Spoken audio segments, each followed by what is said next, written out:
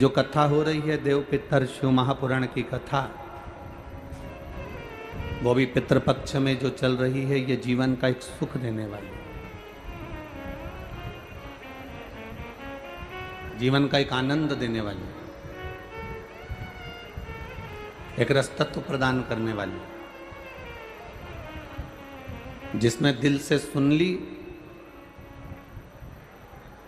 उसके पूर्वज, उसके पितर पिंड का दान लेने के लिए भी दरवाजे पर नहीं आते और वो देवलोक को चले जाते हैं, भगवान शिव के धाम को चले जाते हैं।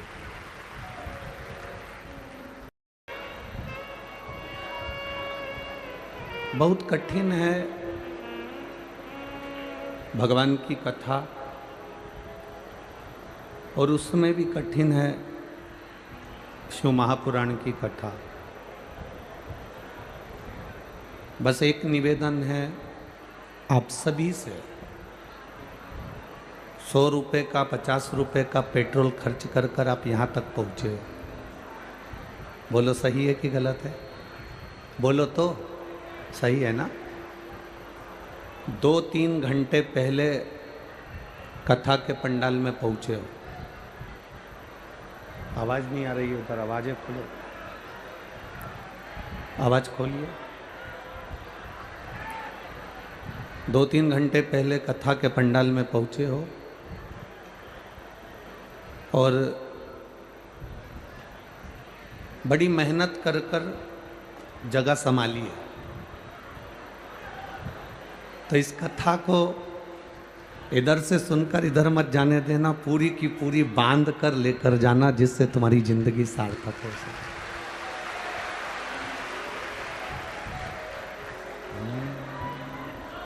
तेरी कृपा बिना न हिले एक भी अणु, लेते हैं श्वास तेरी कृपा से तनु।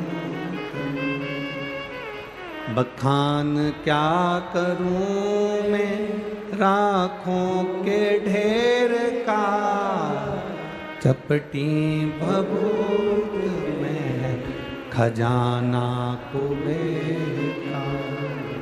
हे गंगाधार मुक्ति द्वार ओमकार तू, भोले ओमकार तू।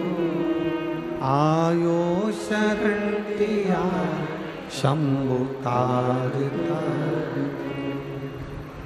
बड़ी मुश्किल से शिव महापुराण की कथा यहाँ सुनने को मिल रही है। 1 मिनट की भी कथा व्यर्थ मत जाने देना।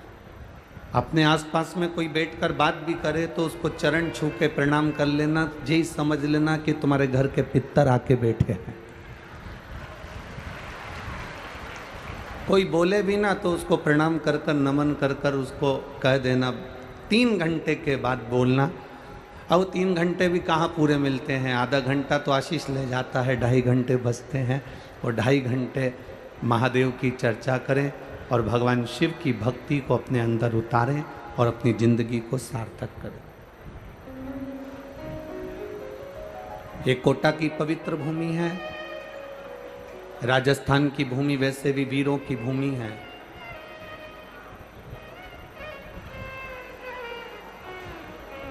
एक निवेदन के साथ में इस कथा को प्रारंभ कर रहे हैं।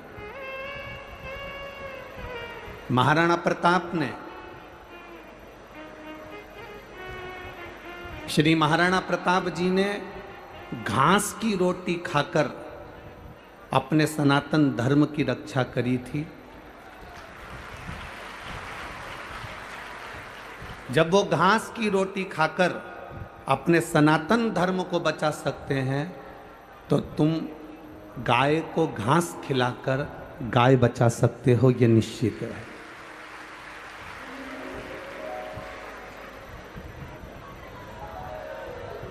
शिव महापुराण की कथा 24,000 श्लोकों का समावेश है और उसमें भगवान शंकर की अविरल भक्ति है। जिस भाव से हम इसको श्रवण करते हैं, भगवान उस भाव से हमारी कामना पूर्ण करता। ये जरूरी नहीं है कि सीवर वाला महाराज तुमको दिख रहा है कि नहीं दिख रहा, प्रदीप मिश्रा नजर आ रहा है कि नहीं आ रहा। मूल है आप जहां बैठे हो। हम तो कार्यकर्ताओं से भी निवेदन करेंगे, तुम्हें खड़े रहने की जरूरत नहीं है, क्योंकि बार बार कोटा में शिव पुराण की कथा नहीं हो सकती। आपको जहां जगह मिले वहां बैठकर शिव महापुराण की कथा को सुनो और झोली पसार कर प्रणाम कर कर सुनना। ये इतने पत्र यहाँ जो आए हैं ये तो पहले दिन के पत्र हैं, अभी 4 दिन बाकी है। इन पत्रों में आपका विश्वास लिखा हुआ है कि भोले बाबा ने आपको क्या क्या दिया है।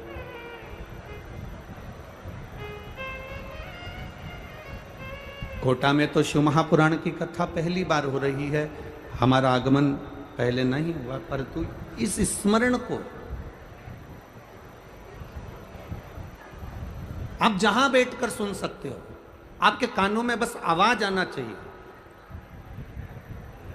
और जिस समय बाबा से प्रार्थना करने का मौका मिले उस समय पर प्रार्थना करो और भगवान से विनती करना कि बाबा मेरे जिंदगी के सारे दुखों को काट दो। लोग कहते हैं कि 3 महीने में शिव महापुराण की कथा का रस तत्व का जो फल है वो प्राप्त होता है। पर एक विश्वास कहता है आप लोगों ने अगर दिल से सुन ली तो मेरा भोला बाबा 3 महीने तो जाने दो, आज कथा सुनोगे और कल निर्णय देने के लिए तैयार बैठा रहता है। आप इसको भरोसे से सुनो। शंभु शरणे मांगू घड़ी रे दुख काटो दया करीने दर्शन। भगवान शिव की कथा कहती है अपनी दृढ़ता को जितना प्रबल करोगे, अपने विश्वास को जितना दृढ़ करोगे, उतना परमात्मा के करीब पहुंचते जाओ, उतने भगवान के नजदीक पहुंचते जाओ।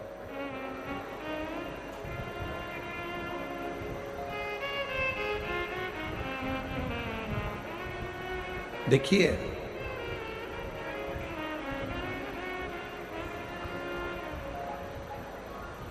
एक बड़े बनने का और एक छोटे बनने का बहुत अंतर है।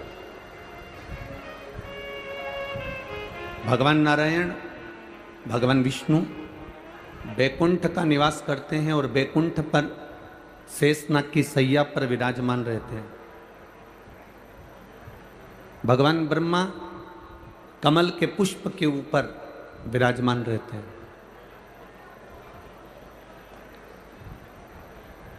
पर मेरे महादेव ना बैकुंठ में रहते हैं, ना ब्रह्मलोक में रहते हैं, ना इंद्रलोक में रहते हैं, ना देवलोक में रहते हैं। मेरे महादेव केवल इस संसार सागर के मृत्यु लोक में जो कैलाश पर्वत है उस कैलाश पर्वत पर उनका निवास होता है। मृत्यु लोक। और मेरा बाबा बहुत बड़ा बनकर नहीं रहना चाहते, मेरे बाबा तो बहुत छोटे बनकर रहना चाहते। क्योंकि जितने जितने व्यक्ति बड़ा बनता चले जाता है ना, उसकी 3 चीजें चली जाती है। हमने पहले भी कथा में कहा जितने बड़े बनते जाओगे उसकी 3 चीजें चली जाएगी। एक हंसी चली जाती है, एक रोटी चली जाती है, तीसरा उसके हाथ की ताली चली जाती है।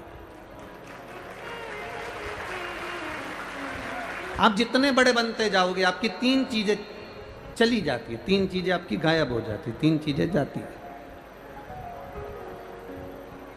सबसे पहले नंबर पर बड़े बनने पर आपकी जो हंसी है वो समाप्त हो जाती है। अगर कोई बड़ा व्यक्ति अगर हंसता भी है ना तो बड़ा सोच समझ कर हंसता, हंसू कि नहीं हंसू।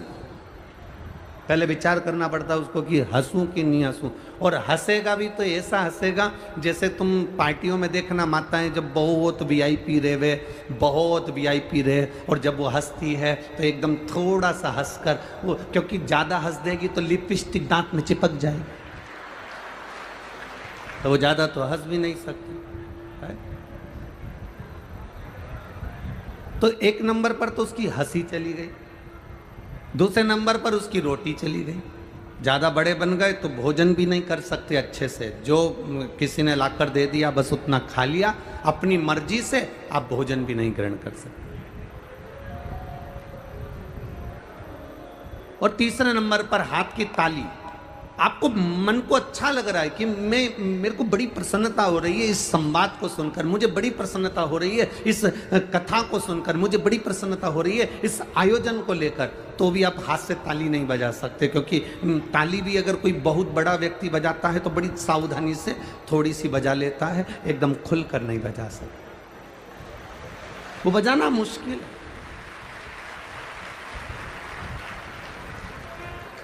बड़ा व्यक्ति 2000 के नोट की तरह होता है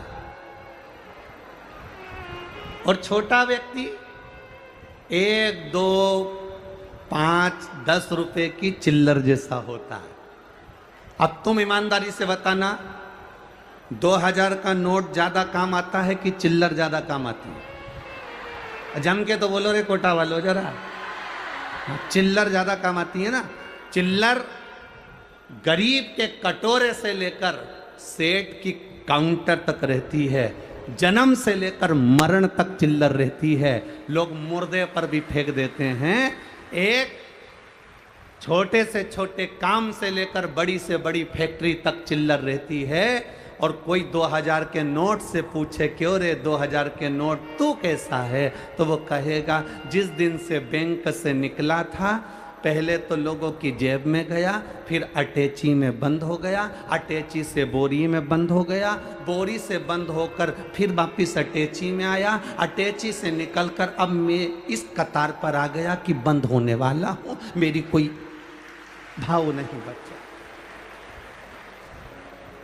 ज्यादा बड़े हो जाओगे, ज्यादा बड़े बन जाओगे तो तुम्हें कैद रहना पड़ेगा, बंद रहना पड़ेगा, संभल कर रहना पड़ेगा।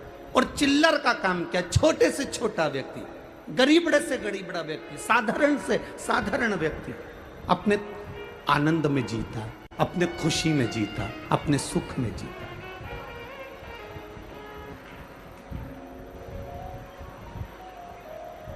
कितनी सुंदर कहती है शिव महापुराण की कथा, कहती है एक देवराज नाम का ब्राह्मण, वो देवराज नाम का ब्राह्मण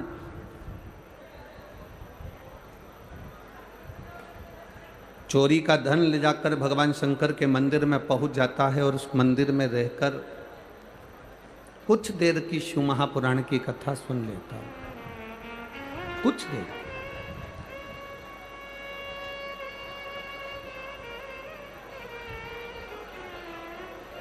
शिव महापुराण में तो कहा गया कि उसने सुनी भी कथा तो कितनी देर की सुनी, मात्र कुछ क्षण की।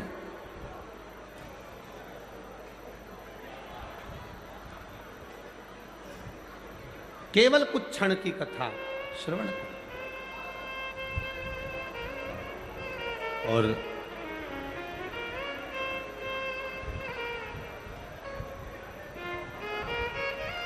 जब शिव महापुराण की कथा सुन रहा था तब शरीर में ताप पड़ रहा था।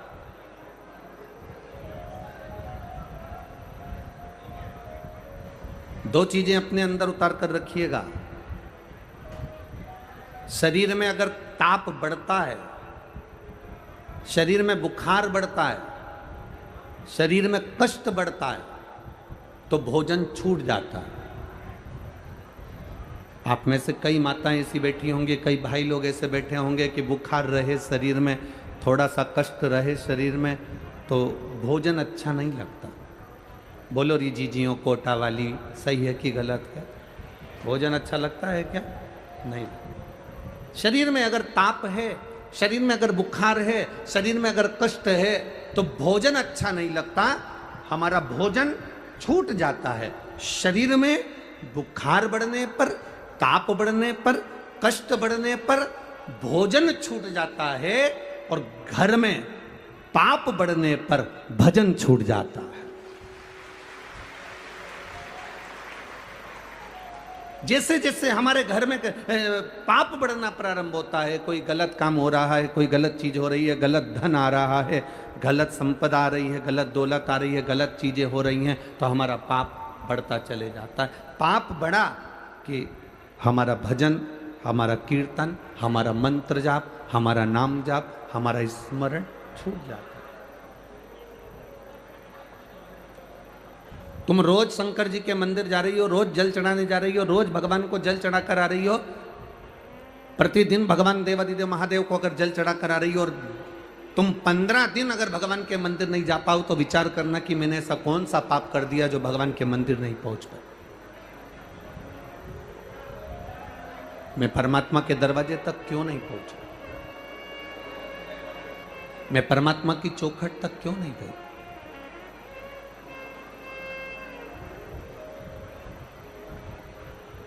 आप रोज रोज अगर मंदिर तक जा रहे हो तो ये झोली खाली नहीं जाएगी, ये भरा कर चली जाएगी। दिल से सुन लो।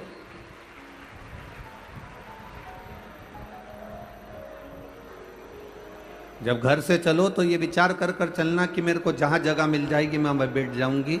सुन लो, अपने मुख से कुछ नहीं बोलकर केवल भगवान की कथा का रस तत्व ग्रहण करते चलो।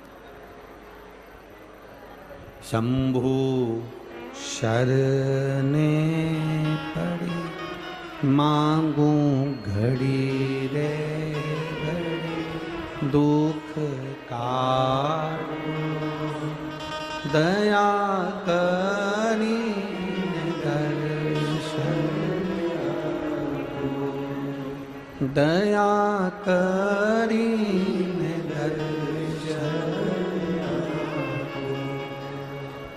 दिल से सुनो इसको। आप जितने भावों से सुन लोगे उतने भाव से परमात्मा दे दे। देवराज ब्राह्मण चोरी का धन लेकर शिवालय तक पहुंच गए। अब आप कहोगे कि गुरुजी ये तो चोर था, चोरी का धन लेकर शंकर जी के मंदिर पहुंचा था, ये अच्छी बात थोड़ी ना है कि चोरी का धन लेकर शिव जी के मंदिर में जाना। चोरी का धन लेकर भगवान के मंदिर में पहुंचना ये अच्छी बात थोड़ी ना। हम एक बात कहना चाहेंगे आपसे,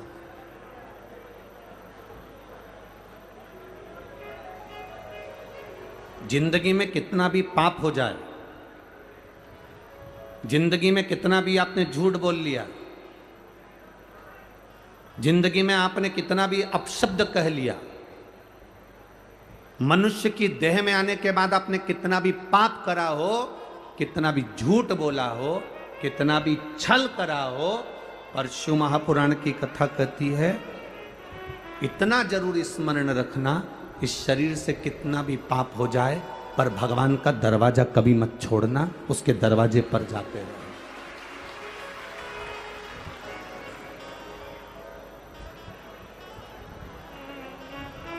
उसका द्वार कभी नहीं छूटना चाहिए, उसका दरवाजा कभी नहीं छूटना चाहिए, कितना भी पाप हो जाए। एक व्यक्ति ने कहा, गुरुजी ये देवराज नाम का ब्राह्मण तो पाप करा था, चोरी करा था, चोरी करा हुआ व्यक्ति शंकर जी के मंदिर में काहे को गया?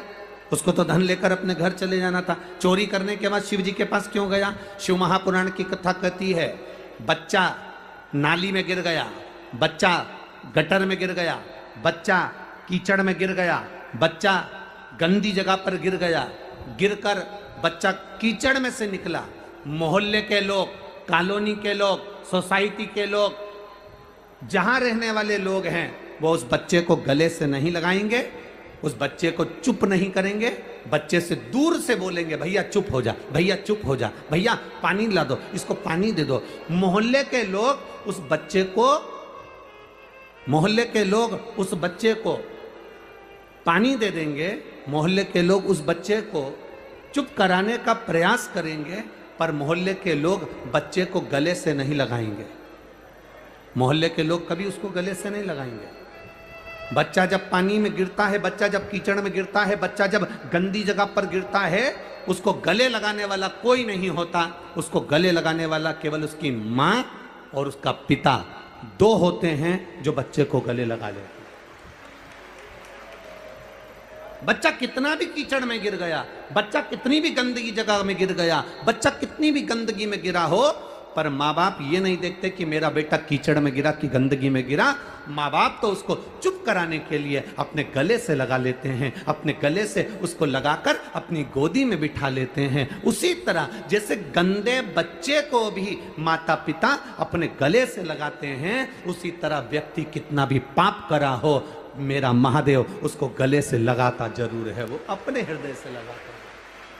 कर लिया उसने पाप, गलत काम हो गया, पर उसको अपने हृदय से।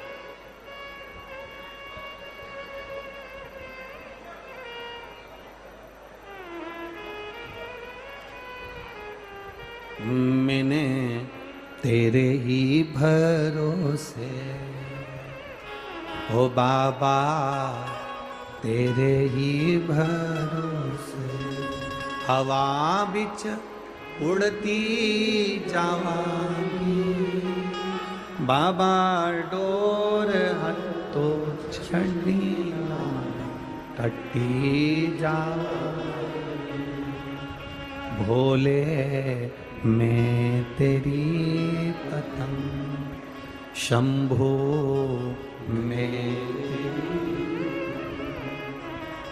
हम कितने भी पाप कर्म कर बैठे हो, हम कितना भी झूठ बोल बैठे हो, हम कितना भी गलत कर्म कर बैठे हो, पर महादेव के मंदिर में एक लोटा जल जब हम लेकर पहुंचते हैं, देवाधिदेव महादेव के मंदिर में शंकर जी को एक लोटा जल जब हम धीरे धीरे दिल से बाबा का गुणगान कर कर समर्पित करते हैं, बाबा जान जाता है कि ये पापी है, झूठा है, छली है, कैसा भी है, पर मेरा बेटा है, इसलिए मेरे दरवाजे पर आया है, मुझे गले लगाना।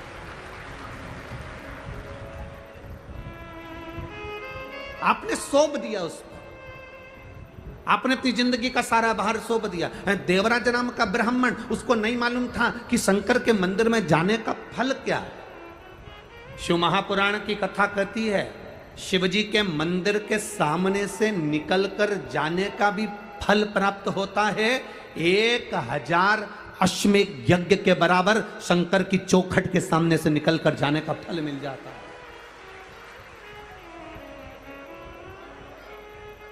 बोल बम का नारा है,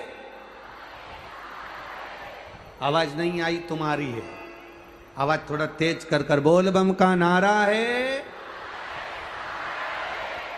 सारी समस्या का हल। और वो होता है।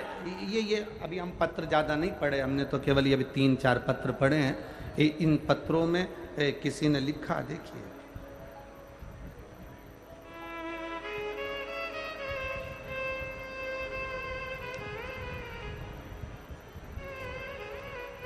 एक पत्र और आया है, देखिए। मैं यशोदा राठौर, निवासी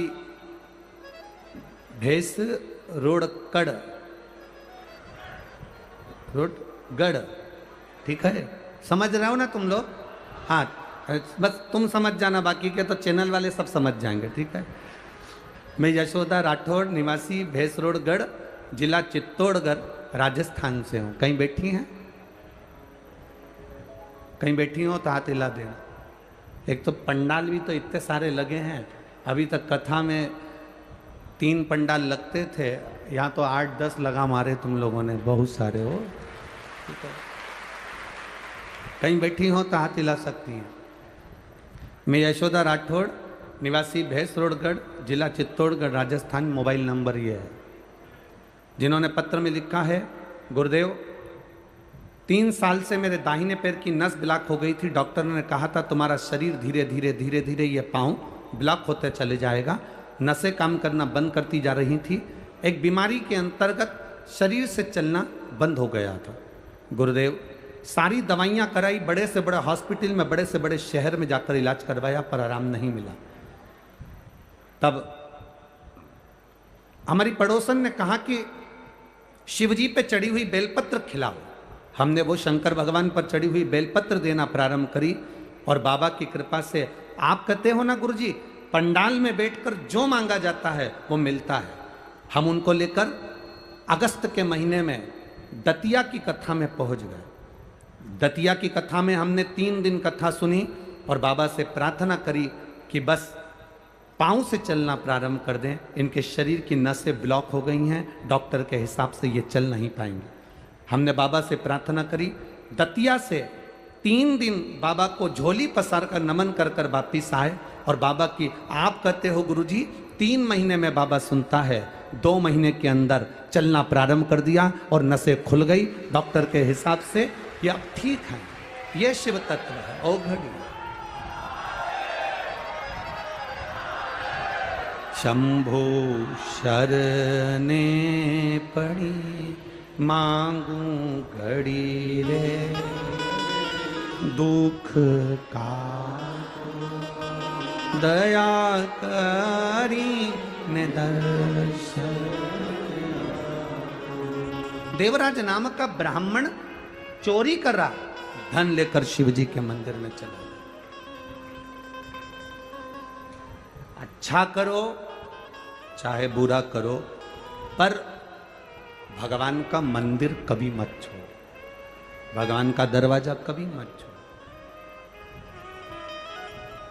अगर आप भगवान का दरवाजा नहीं छोड़ोगे तो भगवान भी तुम्हारा हाथ जिंदगी में कभी नहीं छोड़ने वाला है, ये निश्चित।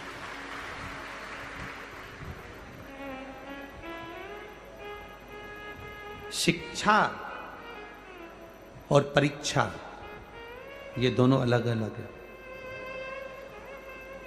एक कोटा की जो नगरी है, ये तो वैसे भी एजुकेशन में, विद्या में, पढ़ाई में आगे रही है।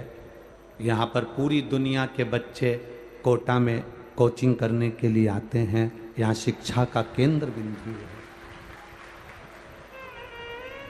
मेरा एक निवेदन इस शिक्षा विद्या अध्ययन करने वालों के लिए भी, शिक्षा और परीक्षा दोनों अलग अलग पहलू हैं।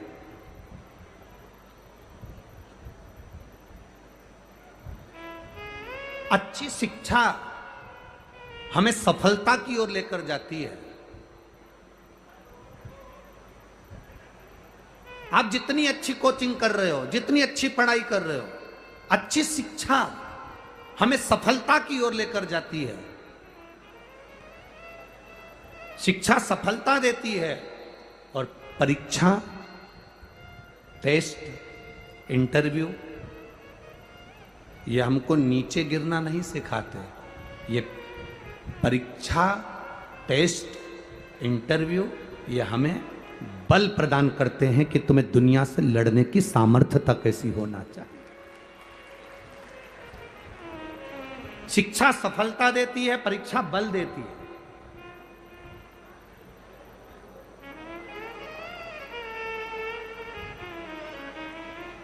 पर ना जाने क्यों कोटा के विद्या केंद्र को, कोटा के शिक्षा केंद्र को, कोटा की एजुकेशन को ना जाने क्यों लोग, हम ये नहीं कहेंगे कि कोई, ना जाने लोग क्यों बदनाम कर कर कोटा से शिक्षा के केंद्र को फिर धीरे धीरे दबाना चाहते हैं। मेरा निवेदन बच्चों से, विद्या अध्ययन करने वालों से, पढ़ाई करने वालों से कि तुम्हारे माता पिता ने तुम्हें पढ़ने के लिए भेजा, तुम्हारे माता पिता ने ये नहीं कहा कि वापिस लौट कर आएगा और अच्छे से टेस्ट देकर आएगा। नहीं, अगर तू अच्छे से पढ़ेगा नहीं, अच्छे से विद्या अध्ययन नहीं करेगा, तेरा अगर कंपनी में नहीं होगा, तू अच्छी एजुकेशन धारण नहीं करेगा, तो माता पिता ने ये नहीं कहा कि तू लौट कर मत आना। माता पिता ने ये कभी नहीं कहा कि तू वापिस मत आना। माता पिता कहते हैं पढ़ने के लिए जा रहे हो, विद्या अध्ययन करने के लिए जा रहे हो, चिंता मत करना, दिल से पढ़ाई करना, दिल से पढ़ाई कर कर दिल से इंटरव्यू देना, दिल से टेस्ट देना, दिल से परीक्षा देना। पास हो गए कोई बात नहीं, असफल भी हो गए कोई बात नहीं, तुम्हारे माता और पिता का घर तुम्हारे लिए इंतजार कर रहा है। तुम्हारे माता पिता का घर तुम्हारे लिए इंतजार कर रहा है। ये महादेव का जो घर होता है, महादेव का जो मंदिर होता है, महादेव का जो शिवालय होता है, भगवान शंकर का जो देवालय होता है, ये होता क्या है? मेरे महादेव हैं कौन? जगत के पिता।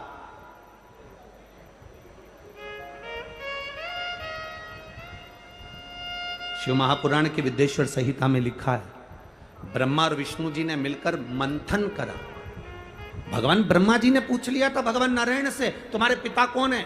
तुम्हारे पिता हैं कौन? तब भगवान विष्णु के मुख से निकल गया था, शंकर मेरे पिता हैं, देवादिदेव महादेव मेरे पिता हैं।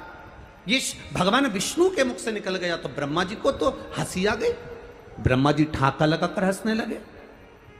भगवान शंकर तुम्हारे पिता, वो शंकर जो शमशान में निवास करते हैं, वो शंकर जिनके गले में सर्प पड़े रहते हैं, वो शंकर जो खुले में रहते हैं, वो शंकर जिनका कोई घर भी नहीं है, वो शंकर जो भस्मी लपेटते हैं, वो तुम्हारे पिता है? वो तुम्हारे पिता है? भगवान नारायण ने कहा, हां वो मेरे पिता हैं। देव अधिदेव महादेव मेरे पिता हैं, ये मुझे गर्व है। तो भगवान ब्रह्मा जी ने पूछा, इसमें गर्व की कौन सी बात है? तो भगवान विष्णु ने कहा, पिता होता ही ऐसा है। एक पिता को देखना, पुरानी शर्ट पहन लेगा, पुरानी पैंट पहन लेगा, बनियान अंदर से फट रही होती है और बच्चे को जीन्स और टी शर्ट पहनाकर स्कूल भेज देगा। पिता में और बच्चे में अंतर है। भगवान नारायण करें, भगवान शंकर मेरे पिता हैं। भगवान ब्रह्मा जी को हंसी आ गई, ठाका लगाकर हंसे कि शंकर जी जो भस्म रपेटते हैं, शंकर जी जो सांपों की माला धारण करते हैं, शंकर जी जो शमशान में निवास करते हैं, शंकर जी जो खुले में निवास करते हैं, शंकर जी जिनका कोई घर नहीं है, शंकर जी जो गंगा की धार जिनके मस्तक पर चलती रहती है, शंकर जी जो भांग धतूरे के स्मरण करते हैं, शंकर जी जो भस्म में रमे रहते हैं, शंकर जी जो आंख बंद करके बैठे रहते हैं, वो आपके पिता हैं। भगवान विष्णु कहते हैं, पिता होता ही ऐसा है, दुनिया के लोगों को करोड़ों की जायदाद दे देता है और खुद वीराने में जाकर बैठ जाता है, वो पिता होता है। वो शंकर है, वो देवादिदेव महादेव है, वो शिव है, ओघड़ी है, शंकर है। दुनिया को सुख देता है, स्वयं वीराने में रहता है। आप इतने आए हो लाखों की संख्या में, यहां से जाते समय अगर कोई गिनती कर सके तो करना। कथा के पहले दिन आप लोग लाखों की संख्या में आए हो, दूसरे दिन की चिंता बढ़ गई है, माननीय विधायक महोदय जी की भी और ओम बिरला जी की भी। दूसरे दिन की चिंता बढ़ गई है कि बैठोगे कहां, तेरा क्या होगा कालिया। चिंता व्याप है तो कहां कहां बैठोगे, कहां, जरा विचार करिए। किस जगह पर विराजोगे? और जितने तुम अंदर भरे हो ना इस ग्राउंड में, उससे आधे बाहर पेड़ों के नीचे रोडों पर बैठे हुए हैं, जहां जहां आवाज जा रही है लोगों के पास, जहां तक आवाज पहुंच रही है वहां आधे वहां भी हैं, गाड़ियों के पास, ग्राउंड के पास।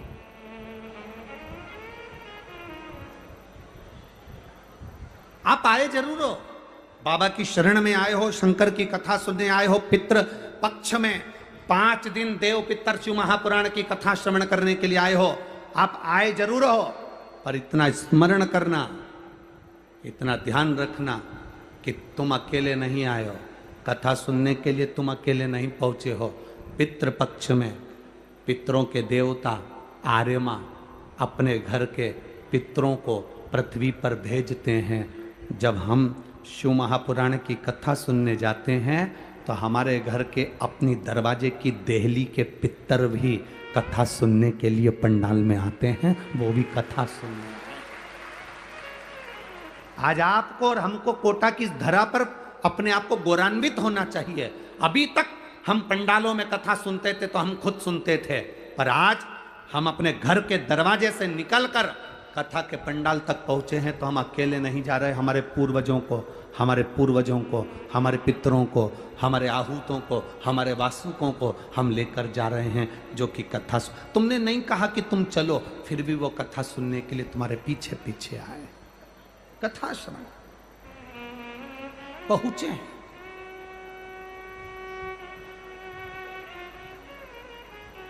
देवराज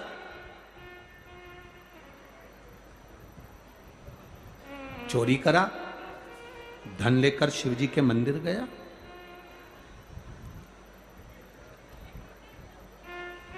मंदिर से बाहर निकला, मंदिर में बार बार लोग चिल्लाकर कह रहे थे हर हर महादेव।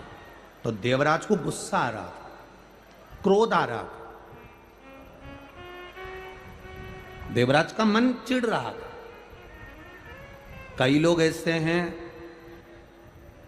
जिनको सनातन धर्म अच्छा लगता है, उनको कोटा में शिव महापुराण अच्छी लगेगी। जिनको सनातन धर्म से नफरत है, उनको शिव पुराण में भी कहीं ना कहीं ऐब नजर आए।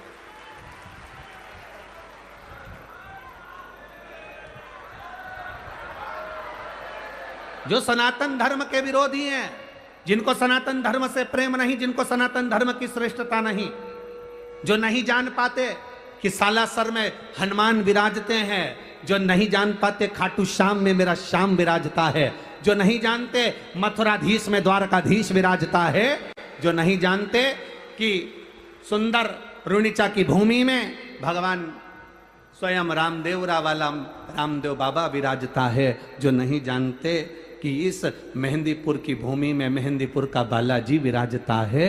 सारी दुनिया का लोग कहते हैं शिक्षा का केंद्र बिंदु कोटा है, राजस्थान है। हम कहते हैं पूरी दुनिया के पूर्वजों, पितरों और उनके पूर्वजों का केंद्र बिंदु भी राजस्थान ही है। केंद्र बिंदु ये एक शब्द नहीं बोलते। कोई पानी की टंकी दान कर देता है तो वहां लिखा रहता है भामाशाह। बोलो बोलो, सही है कि गलत है? अरे जम के तो बोलो रे कोटा वालों, सही है। हमने तो सुना था कोटा वाले बोलते बहुत हैं, पर तुम लोग तो ऐसे चुप होके बैठे हो कि जवाब भी नहीं दे रहे हो। राम जी है तो तुम जो पूछा जाए तब बोलो है, बाकी के टाइम तो चुप रहो तो अच्छा है हो? तो लोग लिखते थे कोई ने पानी की टंकी दान करी तो के भामासा, कोई ने साइकिल दान करी तो के भामासा। भामासा का मतलब मालूम है तुम लोगों को? कौन था भामासा? महाराणा प्रताप जब जंगल में चले गए,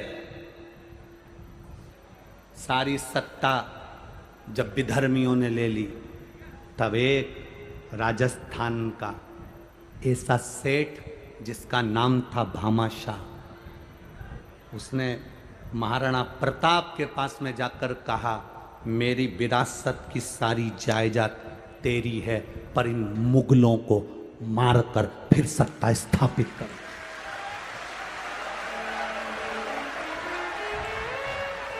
वो भामाशाह ने अपनी सत्ता, अपनी विरासत, अपनी सत्ता, अपना वैभव, अपना धन, अपनी दौलत, अपनी संपदा सब दे दी महाराणा प्रताप को, संभाल, और फिर वापिस सनातन धर्म की स्थापना कर। वापिस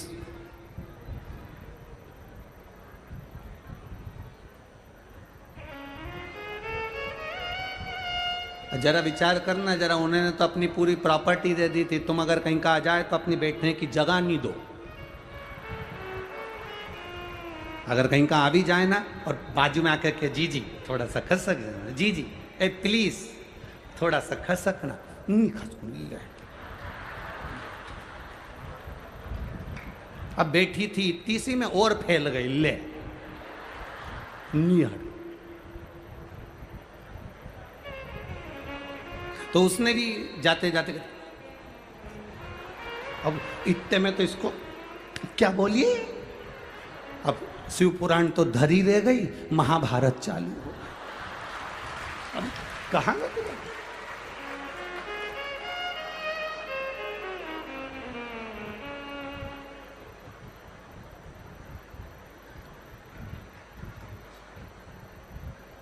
अरे भाई, शिव कथा कह रही है, शिव महापुराण की कथा कह रही है। देवराज गलत है, पर शंकर जी के चरणों में पहुंच गया। कैसे हो आप शंकर के द्वार जाओ। कितना भी गलत काम करा हो तो भी शंकर के द्वार जाओ। दुनिया के लोग हंसे तो भी शंकर के द्वार जाओ। जल चढ़ाने जाओ तो लोग ताना दे तो भी शंकर के दरवाजे जाओ। आग लगे बस्ती में, क्या किसको रोइए, चादर तान के, कुछ भी हो, अपने को भगवान की भक्ति नहीं छोड़ना। मीराबाई तुम्हारे ही मोहल्ले की थी, बोलो सही है? कितना कहा, साथ की सहेलियां मोहे उंगली उठावे, गांव का लोग मने बावरी बतावे, और हंसी उड़ावे सारी सारी दुनिया, ओ मीरा बनी रे। लोग ताना दिए, गाली दी, अपशब्द कहे, आड़ा टेढ़ा बोला, पर मीराबाई के मुख से कभी कोई शब्द नहीं निकला। मीराबाई जानती थी इनसे मुख मिलाऊंगी उतनी देर प्रभु का गुणगान गाऊंगी तो उस परमात्मा के करीब चली जाऊंगी। इनसे मुख मिलाऊंगी, उससे अच्छा उसका भजन करो। इसीलिए आप लोगों से भी कहा,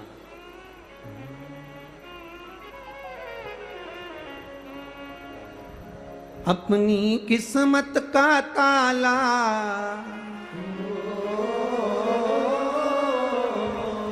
अपनी किस्मत का ताला तुम खोलते चलो, श्री शिवाय नमस्तुभ्यं तुम बोलते चलो, श्री शिवाय नमस्तुभ्यं तुम बोलते चलो, श्री शिवाय नमस्तुभ्यं तुम बोलते चलो, श्री शिवाय नमस्तुभ्यं तुम बोलते चलो। अपनी किस्मत का ताला हो, अपनी किस्मत का ताला हो, अपनी किस्मत का ताला तुम खोलते चलो, श्री शिवाय नमस्तुभ्यं तुम बोलते चलो, श्री शिवाय नमस्तुभ्यं तुम बोलते चलो। दोनों हाथों से बड़े प्रेम से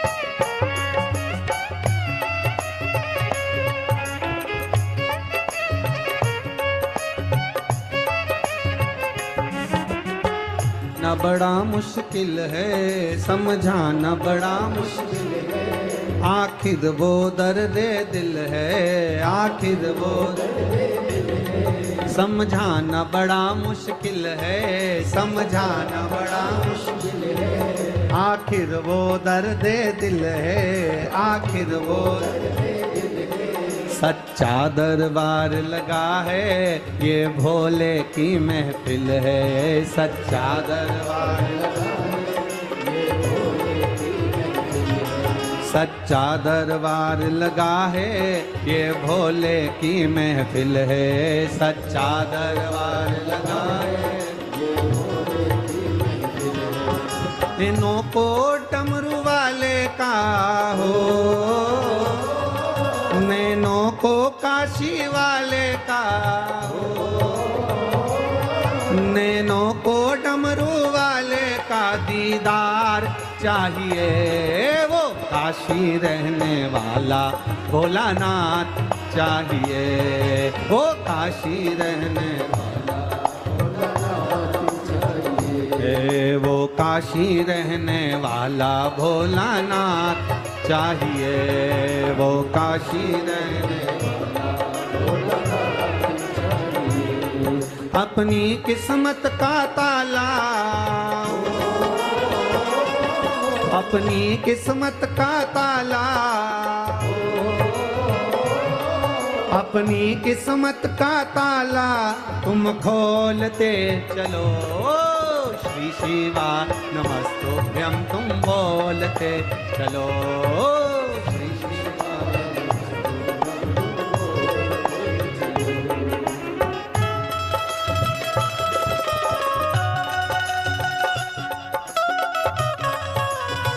ओ श्री शिवाय नमस्तुभ्यं तुम बोलते चलो। श्री शिवाय हार हार। अपने स्थान पर बैठकर भगवान देव अधिदेव महादेव से भाव से प्रार्थना करेंगे, दिल से प्रार्थना करेंगे। बोल बम का नारा है। अपनी जगह बैठकर भगवान देव अधिदेव महादेव से अपने मन की बात कहें, दिल की बात कहें, बाबा से प्रार्थना करें। बाबा, कोटा नगर के इस पावन कथा पंडाल में बैठकर आपसे प्रार्थना भाव से करें। जहाँ जगह मिले वहाँ बैठ जाओ, जैसी जगह मिले वैसे बैठ जाओ और दिल से प्रार्थना करना सब। और जो लोग टीवी पर कथा सुन रहे हैं आस्था चैनल पर, वो आस्था चैनल पर, जो फेसबुक यूट्यूब पर श्रवण कर रहे हैं फेसबुक यूट्यूब पर, बड़े प्रेम से बाबा से प्रार्थना करिए। जिसको आता है साथ में बड़े भाव से धीरे धीरे आराम से बोलिए। श्री शिवा नमस्तो, श्री शिवा नमस्तो, श्री शिवा नमस्तो, श्री शिवा नमस्तो, श्री शिवा नमस्तो। भोला सब दुख काटो, ओ भोला सब दुख काटो। शिव शंकर जपो तेरी माला, भोले बाबा जपो तेरी माला। ओ भोला सब दुख काटो। वेश है मंगल मंगलकारी, वेश है मंगल मंगलकारी। शमशान वासी हमारा, शमशान वासी हमारा। ओ भोला सब दुख काटो।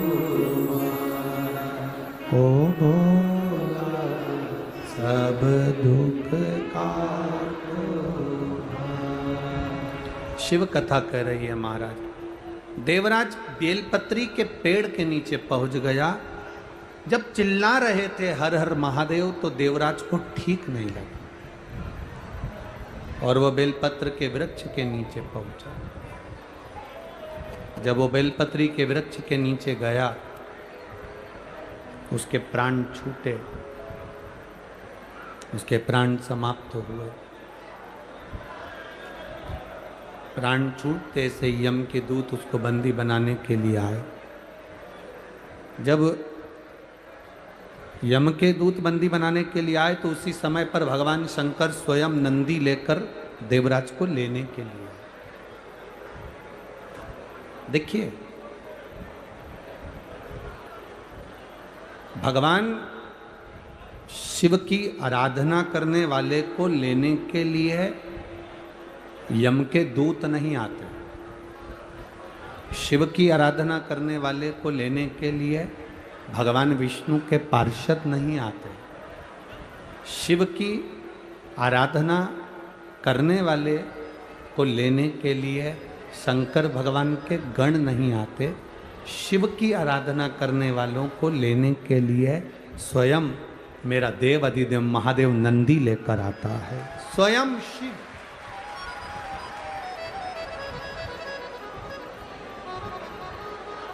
स्वयं मेरा शंकर आता, स्वयं।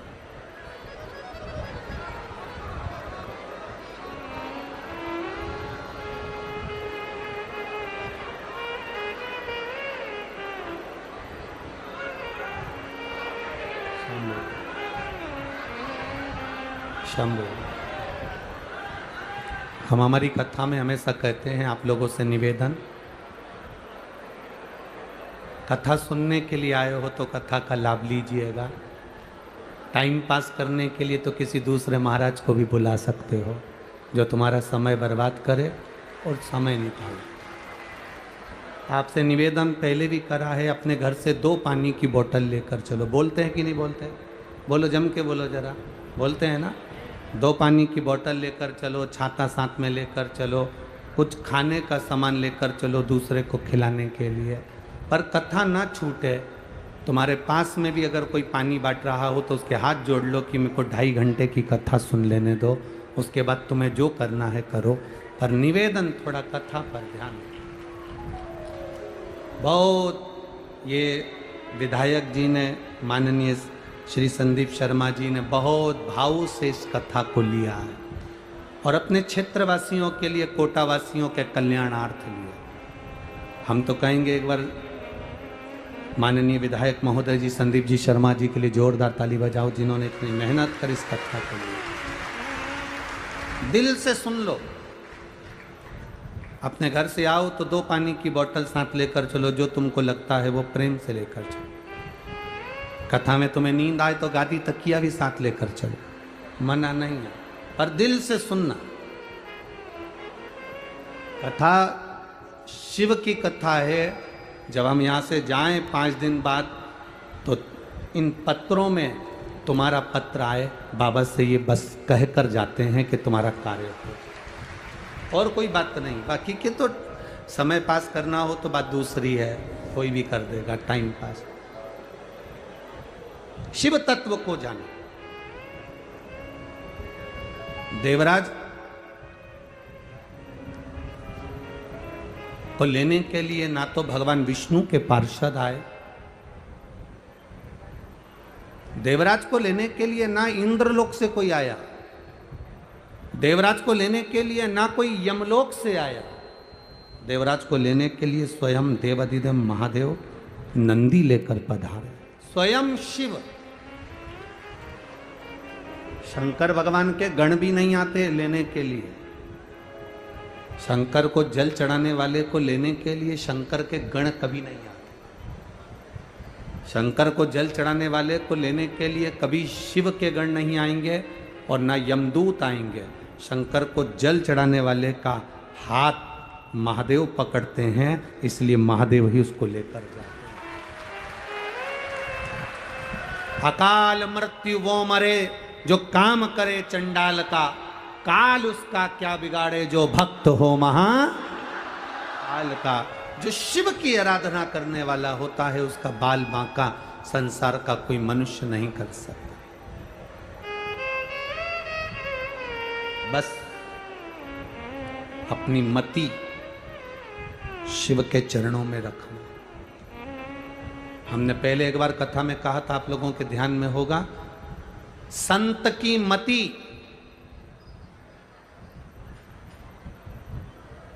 संत की मति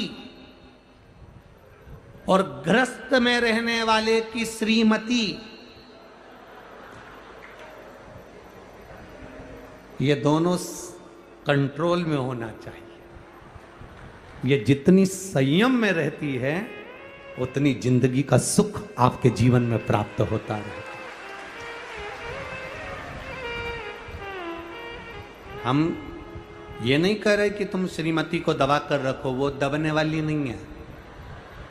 हमारा तो इतना सा कहना है कि मति और श्रीमती ये दोनों सही जगह सही स्थान पर, बुद्धि कंट्रोल में, अर्थात कोई ऐसा शब्द ना बोला जाए जिससे किसी के हृदय को ठेस पहुंचे, किसी के चित्त को ठेस पहुंचे। मति को भी सही जगह लेकर जाइए। सत्संग में, भजन में, कीर्तन में। कोई बीमार है उसकी सेवा में, कोई कष्ट में है उसके कष्ट को मिटाने के लिए मति को भी सही जगह लेकर जाइए। और अपनी श्रीमती को भी गलत जगह पर नहीं, कहीं इधर उधर गलत जगह पर नहीं, श्रेष्ठ जगह पर लेकर जाइए कि सही जगह वो पहुंचे। देवराज ने 5 मिनट की कुछ क्षण की शिव महापुराण की कथा को सुना था। सुनकर देवराज बेलपत्री के वृक्ष के नीचे चला गया था। वहां उसको याद नहीं रहा कि ये बेलपत्री का वृक्ष है। बेलपत्री की छांव में उसके प्राण छूट गए। बेलपत्री की छांव में उसके प्राण छूटे।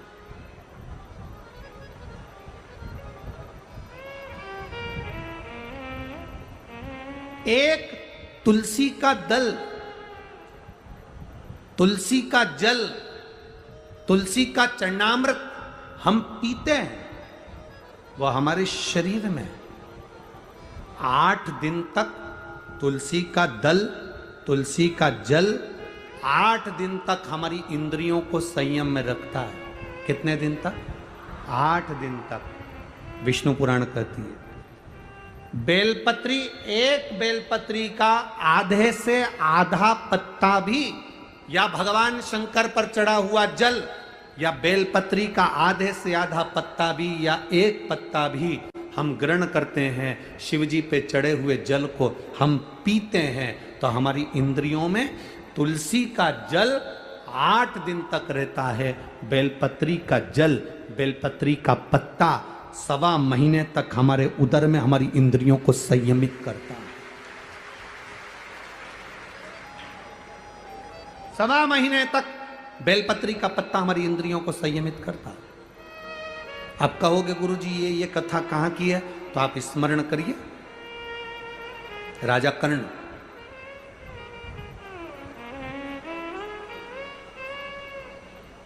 एक खड्डे में उसका रथ का पहिया फंस गया। राजा कर्ण खड्डे में रथ का पहिया फंसा।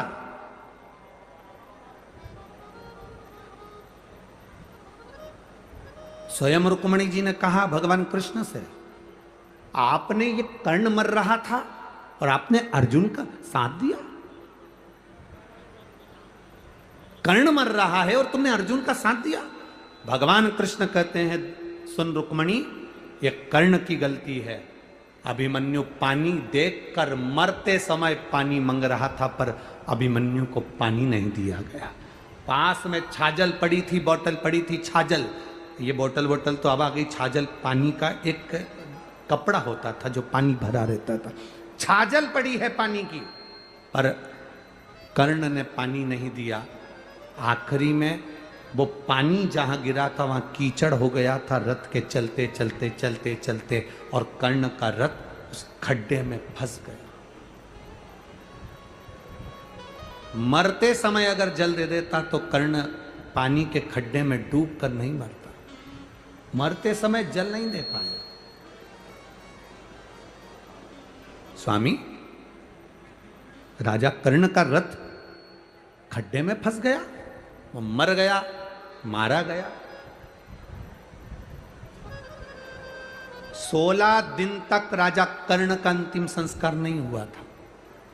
16 दिन राजा कर्ण को अंतिम अग्नि संस्कार नहीं किया गया, अंतिम संस्कार नहीं किया।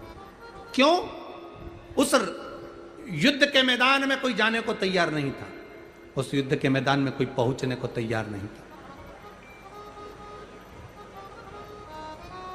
कर्ण की पत्नी वृषाली और सुप्रिया दोनों को मालूम पड़ा कि मेरा पति मर गया। कर्ण की पत्नी को मालूम पड़ा, वैशाली को और सुप्रिया को मालूम पड़ा हमारा पति मर गया।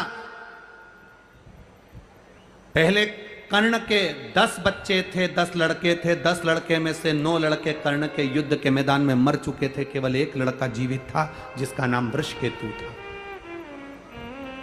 केवल एक वृषकेतु जीवित था और सुप्रिया जो भगवान शंकर की आराधना में डूबने वाली थी, शंकर की आराधना में रमने वाली थी, और उस सुप्रिया को मालूम पड़ा कि मेरा पति मर गया और मरे हुए आधा घंटा निकल चुका है, पति के प्राण छूट चुके हैं। कोई गिद्ध, कोई पशु, कोई पक्षी, कोई जानवर, कोई जलचर, कोई थलचर उसको ना खा जाए, उसकी गति ना बिगड़ जाए, उसके शरीर को कोई भक्षण ना कर जाए, कोई असुर उसके ऊपर आक्रमण ना कर जाए, उसके शरीर के कोई टुकड़े ना कर दे। सुप्रिया आंख से आंसू बहा रही है।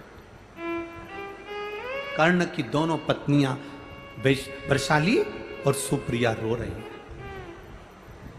बेटे वृषकेतु ने आकर कहा, मां पिता मर चुके हैं, पिता शांत हो गए, पिता के प्राण छूट गए, मां पिता चले गए, पिता समाप्त हो गए। और उस जगह पर समाप्त हुए हैं जहां पर युद्ध हो रहा है, वहां से बॉडी को उठाना, शव को उठाना कठिन है। आसपास युद्ध चल रहा है, बीच में पिता और दुश्मनों का खेमा है, करा क्या जाए। सुप्रिया ने अपने बेटे वृषकेतु से कहा, केवल एक काम करो वृषकेतु, केवल एक काम कर, मेरा पति मर गया, उसके शरीर के पास में जा, युद्ध के मैदान में कहीं अगर बेलपत्र का वृक्ष हो, उस बेलपत्र के वृक्ष में से एक बेलपत्र तोड़कर मेरे पति के नजदीक में या उसके शरीर के पास ले जा। मां, उस युद्ध के मैदान में जहां पिता का शव पड़ा है, चारों तरफ युद्ध हो रहा है, कैसे जाएंगे? वो बेलपत्री का फल क्या होता है? बेलपत्री के वृक्ष की एक पत्ती का फल क्या होता है? शिव महापुराण की कथा कहती है, देव पितर, शिव महापुराण की कथा कहती है कि ये पितृपक्ष 16 दिन जो कर्ण को मिले हैं वो साधारण नहीं थे। एक बेलपत्र का पत्ता वृषकेतु तोड़ता है, तोड़कर वृषकेतु युद्ध के मैदान में रथ पर सवार होकर युद्ध लड़ता लड़ता पिता के नजदीक में जाता है। रथ चलता रहता है, वृषकेतु नीचे कूद जाता है और कर्ण का 10वें नंबर का बेटा छोटा, 9 बेटे मर चुके थे राजा कर्ण के, कर्ण स्वयं मर चुका था। एक बेलपत्र उठाकर वृषकेतु ने राजा कर्ण के नजदीक में, उसके पास में उस बेलपत्र को रख दिया। उस बेलपत्र को रखने का फल क्या हुआ वो देखिए कि कर्ण के प्राण छूटने के बाद कर्ण को मरा हुआ आधा घंटा निकल चुका था। बेलपत्र रखते से ही कर्ण के प्राण यमदूत बंदी बनाकर जो लेकर गए थे, तब चित्रगुप्त महाराज के सामने प्राण खड़े थे और चित्रगुप्त महाराज ने कहा, क्या चाहते हो कर्ण? कर्ण कहता है, मुझे भूख लग रही है। राजा चित्रगुप्त ने कहा, जाओ सोने की पुड़ी लाओ, चांदी की सब्जी लाओ, हीरे की गुलाब जामुन लाओ, पीतांबर की थाली लाओ, सोने की पुड़ी, भजिया, जलेबी, हीरे और पन्ने के दिए गए। तो कर्ण रोने लगा कि मैं ये कैसे खाऊंगा, मुझे अन्न तो दो। इतने में चित्रगुप्त महाराज ने कहा, तूने मृत्यु लोक में रहकर सबको सोना चांदी हीरा पन्ना दिया, पर कभी अन्न का दान नहीं करा, तो तुझे अन्न मिले तो मिले कैसे, प्राप्त कैसे हो, कैसे मिलेगा। राजा कर्ण ने कहा अगर मैं भूखा रहूंगा तो अच्छी बात नहीं, आप कृपा कर दो। क्या कृपा? बस एक कृपा कर दो कि मुझे कुछ दिन पृथ्वी पर भेज दो, जिससे मैं ब्राह्मणों का भोजन या दीन जन का भोजन करा सकूं। अब तो तुम मर चुके हो, प्राण छूट चुके हैं, मर चुके हो, प्राण छूट चुके हैं। ये अब हो ही नहीं सकती, होनी अनहोनी तो ये तो हो गई जो होना था। इतने में राजा कर्ण ने कहा मेरी धर्म पत्नी सुप्रिया शंकर की आराधना करती थी, उसका कोई फल नहीं होगा, उसका कोई फल नहीं। चित्रगुप्त महाराज ने कहा उसका फल अगर होता तो थोड़ी देर में देवाधिदेव महादेव इस यमलोक के नजदीक में होते। शिव नहीं आए। चित्रगुप्त महाराज क्या देख रहे हैं कि सामने से वृषभ ध्वज वृषभ पर चढ़कर, नंदी पर चढ़कर मेरे देव अधिदेव महादेव सामने से आ रहे थे। चित्रगुप्त महाराज पहचान गए कि जरूर इसकी धर्म पत्नी का पुण्य इसके खाते में, धर्म पत्नी का पुण्य इसके खाते में आया है। जैसे ही देवाधिदेव महादेव सामने आए, राजा कर्ण ने हाथ जोड़ा। हाथ जोड़कर राजा कर्ण कहते हैं बाबा, ए मेरे शंभु, ए मेरे त्रिकालदर्शी कैलाशी अविनाशी, मैंने सोना दान करा, हीरे दान करे, पन्ना दान करा, पीतांबर दान करा, अंबर दान करा, मैं अन्न दान नहीं कर पाया। बाबा मैं अन्न नहीं दे पाया। कर्ण रो रहा था, शंकर देख रहे थे। शिवजी देखकर राजा कर्ण से कहते हैं कर्ण क्यों चिंता करता है? ए बाबू चिंता करने की जरूरत नहीं है, तेरी धर्म पत्नी ने तेरे शव के पास एक बेलपत्र रख दी थी, वो बेलपत्र का फल ये होगा। चित्रगुप्त महाराज अभी तक इसके प्राण या इसका शरीर समाप्त नहीं हुआ है, एक काम करो 16 दिन के लिए इसके शरीर को किसी दूसरे का रूप धारण कराकर मृत्यु लोक में भेज दीजिए। वो बेलपत्र का फल ये था, एक बेलपत्र का पुण्य ये था। राजा कर्ण का शरीर वापिस जीवित करा गया। एक शरीर तो पड़ा रहा कर्ण का, और कर्ण दूसरा शरीर धारण कर कर संत ब्राह्मण वृंद जन, गरीब जन, दीन जन सबको भोजन कराते रहे। भोजन कराते कराते कराते कराते लाखों लोगों को कर्ण ने भोजन कराया। देव अधिदेव महादेव देखकर मुस्कुरा रहे थे कि कर्ण भोजन कराते कराते तिलक लगा रहे थे, और तिलक लगाकर गिन रहे थे। एक ब्राह्मण को भोजन कराया, 2 ब्राह्मण को भोजन कराया, 3 ब्राह्मण को भोजन कराया, 4 ब्राह्मण को भोजन कराया, 5 ब्राह्मण को भोजन कराया, 5 संतों को भोजन कराया, 5 गरीब दीन को भोजन कराया। देव अधिदेव महादेव ने डमरू का नाद करा, डमरू का नाद कर कर बाबा जी ने कहा अरे कर्ण अगर तिलक लगाएगा तो एक ब्राह्मण की गिनती में केवल एक ब्राह्मण आएगा। श्राद्ध पक्ष के अंदर अगर तू ब्राह्मण को भोजन करा रहा है तो तिलक लगाने की जरूरत नहीं, तो एक ब्राह्मण को भोजन कराएगा और बिना तिलक के दक्षिणा देगा तो 1000 ब्राह्मण का फल प्राप्त कर लेगा।